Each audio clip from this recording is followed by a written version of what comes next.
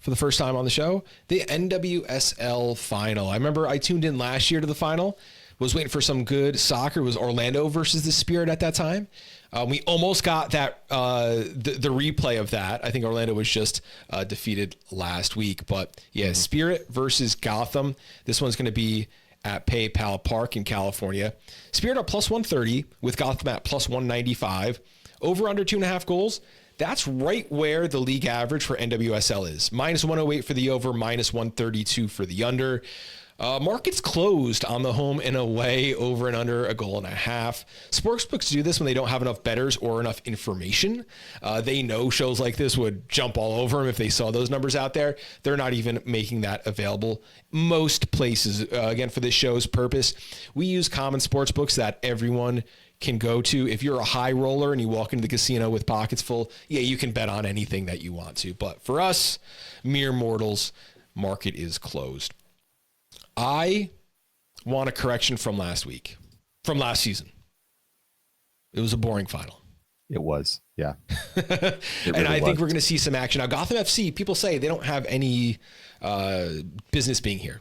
They were one of the lower seeds in the East, and yeah, but they beat Kansas City on the way in. Kansas City ran away with the league, and Gotham did that. Gotham beat them. So, like, yeah, take it away. I mean, I don't know. That's the magic of playoff soccer, right?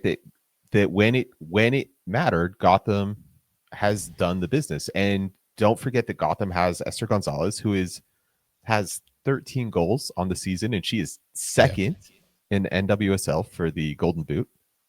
It's not like Gotham is a bad team, right? It's not. And what I saw, I mean, we said the Kansas City ran away with the league. Yeah, they absolutely did. I think they won the Supporters Shield like 2-3 months ago. Like, it was very. Everyone else is kind of really close. Here, looking at Gotham, their record was 11 wins, 9 draws, and 8 losses. And I think that counts. Their 2 playoff wins, beating Kansas City and beating Orlando. They are not rolling over. They do have some star power. You know, you have players like Rose Lavelle, Esther Gonzalez. You talked about some, up and coming players there. Spirit, of course, their star striker, Rodman, out most of the season with a knee injury, played just a couple minutes in the last match. I do expect her to make an appearance, even if for 10 minutes at the end of this match. You got to give your stars some time, especially if Spirit is in the lead. And I think that is likely. So I'm thinking both teams to score an over 2.5. This happens about 50% of the time that both teams score in Spirit and in Gotham games. So I just think that they're going to rise to the occasion and put on a show. That's what I want.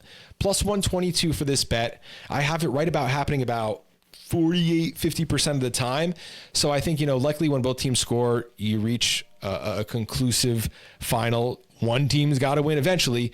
Over 2.5 plus 122. Keep in mind, though, if you're new to betting, this counts the first 90 minutes only, 90 plus stoppage. If there's overtime, shootout, anything like that, that won't count towards the goal total. So I think in regulation, both teams are going to score, and we're going to see a total over 2.5.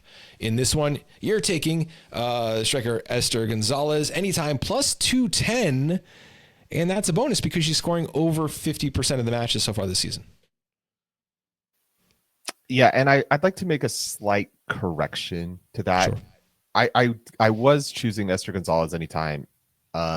And I last second, right before we kind of locked picks down yesterday, I made a change to Gift Monday for the Washington Spirit. And there's 2 reasons for that. Okay. If you want to go with Esther Gonzalez, I totally support you. 13 goals. She's the lead scorer on Gotham by a long ways. She is in the midst of a massive slump. She has not scored since like early September through quite a few games.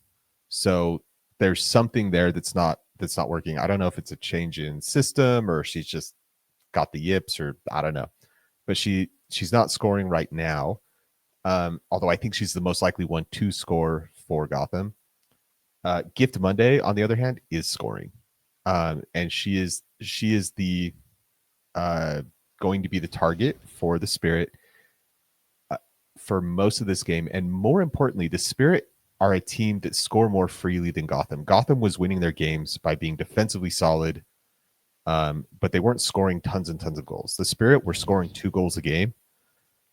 That's going to be the team that I think is going to be a bit more the protagonist in this game, taking it to Gotham. Not that Gotham won't get theirs in this game. I think they kind of will. That's why if you want to go with Gonzalez, yes. But Gift Monday, I think, is going to have a lot of chances. The Spirit are going to be trying to set her up. So I think she's actually the one that's more likely to be the protagonist of trying to get goals in this game, maybe more than Esther Gonzalez. So I'm going with Gift Monday, and that's actually 220 plus 220.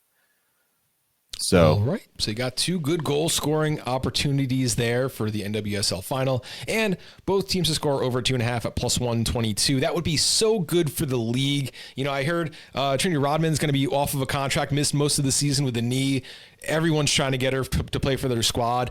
She needs to stay in NWSL for NWSL's own sake. And I think, you know, putting on a show in this match, you know, particularly Trinity Rodman won't be playing for most of the match, but I think a good show here might kind of push NWSL kind of front stage again. I know a lot of players, Lindsay Horan, I know she's under a new name, recently got married to some players, moving to the Paris Women's League and other leagues around the world. So I think NWSL, they had the first start, but if they want to take it to the next level, they got to be, you know, not only signing their superstars, but putting on a really good show in those prime time slots.